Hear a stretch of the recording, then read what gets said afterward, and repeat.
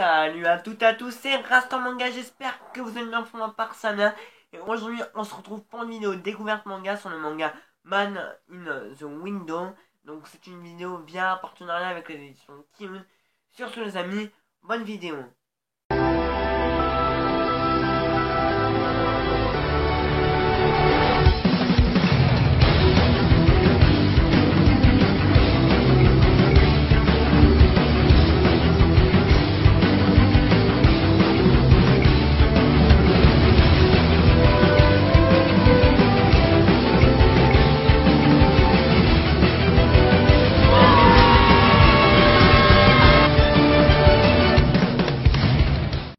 Man in the Window est une œuvre qui a été conçue par Masatoki et Anna Jiro. C'est édité chez Kiun dans leur collection Seinen. Vous pourrez retrouver cette œuvre au prix de 7,90€. Elle est de genre suspense et fantasy. Et pour ceux qui n'aiment pas les grandes séries, ne vous inquiétez pas, c'est une petite série qui est terminée en 3 tomes. Et le second tome sortira le 16 août 2017. Man in the Window va nous raconter l'histoire de Shohei, un jeune lycéen âgé de 17 ans. Un jour, Shohei va recevoir une petite lettre de la fille qu'il aime, donc qui s'appelle Ayaka. Il va lire cette lettre et dans cette lettre, il y aura un point de rendez-vous à côté d'une librairie dans un petit appartement. Shohei va se poser des questions, il va pas trop comprendre, il va aller voir Ayaka et lui demander est-ce que c'est toi qui m'as écrit cette lettre. Elle va lui dire que non, mais il se pose encore des questions, donc il va aller au point de rendez-vous. Arrivé au point de rendez-vous, il voit que Ayaka n'est pas là, donc il rentre chez lui normalement, et une voix l'interpelle.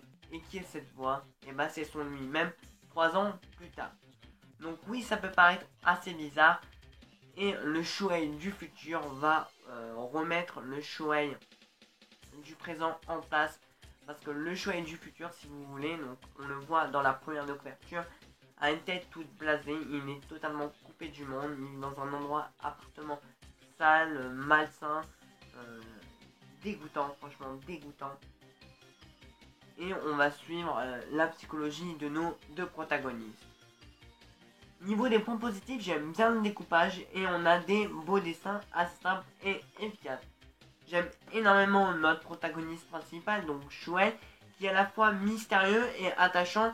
Et ça me fait assez penser à E-Ways, car on rentre vraiment dans le personnage, on voit tout ce qu'il pense, on le suit de partout, il n'y a pas une seule case où on ne voit pas notre personnage principal, et je trouve ça vraiment très bien joué par l'auteur.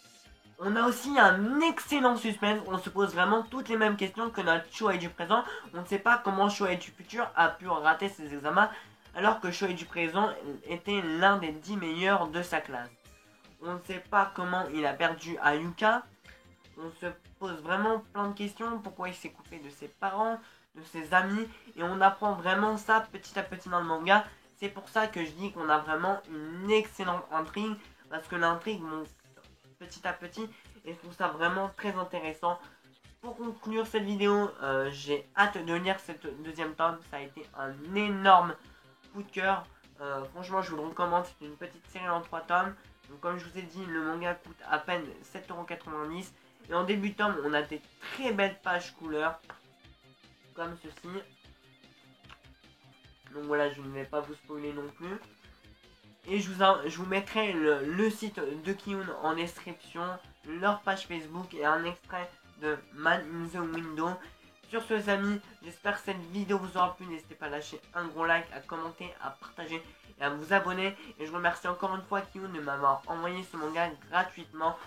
Merci beaucoup à vous Kiun. Sur ce les amis, sayonara.